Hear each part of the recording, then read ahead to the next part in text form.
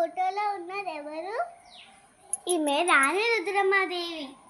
ఈమె గురించి నేను ఎక్స్ప్లెయిన్ చేస్తాను. రాణి రుద్రమాదేవి కత్తి పట్టి కథన రంగంలో దూకిన వీరనాయి. ప్రజలను కన్న బిడ్డల వలె పాలించిన పరిపాలన దక్షురాలు. రాణి రుద్రమాదేవి యుద్ధ విద్యలు నేర్చుకున్నారు. గణపతి దేవుడు రుద్రమాదేవిని కొడుకు వలె పెంచాడు. రాణి రుద్రమాదేవి వ్యవసాయం అభివృద్ధి కోసం పటాకాయలు తవ్వించి నీటి వనరులను కల్పించింది.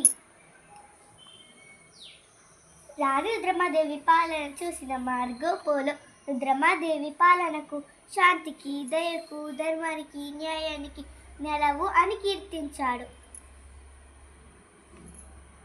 రాణి రుద్రమాదేవి కాలంలో కాకతీయులు నిర్మించిన దేవాలయాలు: విజయతోరణం, స్వయంభు దేవాలయం, భద్రకాళి గుడి, రామప్ప దేవాలయం.